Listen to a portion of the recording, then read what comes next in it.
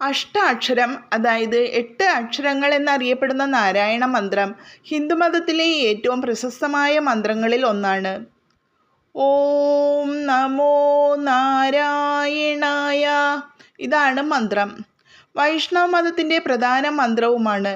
ഇത് സംരക്ഷണദേവനായ നാരായണനെ അഭിസംബോധന ചെയ്യുന്ന ഒരു പ്രാർത്ഥനയാണ്. പ്രപഞ്ചജലത്തിനടിയിൽ നിത്യവിശ്രമത്തിൽ കിടക്കുന്ന വിഷ്ണുവിൻ്റെ രൂപമാണ്.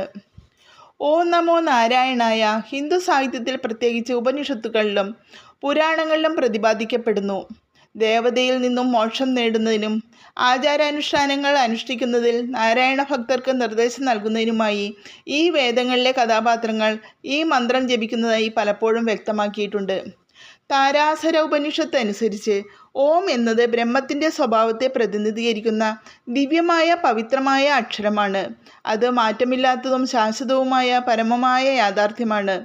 നമോ എന്നത് സംസ്കൃതത്തിൽ നിന്ന് വണങ്ങുക അല്ലെങ്കിൽ ആരാധിക്കുക എന്നും നാരായണായ എന്നത് നാരായണനെ എന്നും നര ജലത്തെയും സൂചിപ്പിക്കുന്നു. അനയ എന്നാൽ വാസസ്ഥലം അല്ലെങ്കിൽ അഭയം എന്നാണ്. നാരായണ എന്നത് വിഷ്ണുവിൻ്റെ ഒരു വിശേഷണമാണ്. സൃഷ്ടിയുടെ പ്രപഞ്ചജലത്തിനിടയിൽ വൈകുണ്ഠമായ സ്വർഗീയ മണ്ഡലം. അതിനാൽ ദൈവത്തിന് കീഴടങ്ങൽ, മഹത്തായ രൂപകൽപ്പനയിൽ ഒരാളുടെ അസ്തിത്വം സ്വീകരിക്കൽ, അതുപോലെ വിഷ്ണുവിൻ്റെ സംരക്ഷണം തേടൽ എന്നിവയുമായി ബന്ധപ്പെട്ടൊരു മന്ത്രമാണിത്. ഈ മന്ത്രം ജപിക്കുന്നയാൾ അഗ്നി, വായു, സൂര്യൻ, ശിവൻ എന്നീ ദേവന്മാരാൽ ശുദ്ധീകരിക്കപ്പെടുന്നു. ഇത് ജപിക്കുന്നതിലൂടെ ലഭിക്കുന്ന പുണ്യം ഇതിഹാസങ്ങൾ, പുരാണങ്ങൾ എല്ലാ മന്ത്രങ്ങളും 1,00,000 തവണ ചൊല്ലുന്നതിന് തുല്യമാണെന്ന് വിവരിച്ചിരിക്കുന്നു. ഗായത്രി മന്ത്രം 1,00,000 തവണയും ഓം എന്ന അക്ഷരം 10,000 തവണയും ചൊല്ലുന്നതിനും തുല്യമാണെന്നും പ്രസ്താവിക്കുന്നു. ഒരാളുടെ 10 അടുത്ത പൂർവികരെയും 10 അടുത്ത പിൻഗാമികളെയും ശുദ്ധീകരിക്കാൻ സാധിക്കുകയും ചെയ്യുന്നു. വൈഷ്ണവ ദൈവശാസ്ത്രം അനുസരിച്ച് നാരായണൻ്റെ അഷ്ടാക്ഷരം പഠിക്കുകയും നിരന്തരം ജപിക്കുകയും ചെയ്യുന്നവർക്ക് പൂർണ്ണജീവിതം ലഭിക്കുകയും മനുഷ്യരുടെ മേൽ ആധിപത്യം നേടുകയും രാജകീയ സുഖങ്ങൾ ആസ്വദിക്കുകയും എല്ലാ ആത്മാക്കളുടെയും യജമാനാവുകയും ചെയ്യുമെന്ന് വിശ്വസിക്കപ്പെടുന്നു.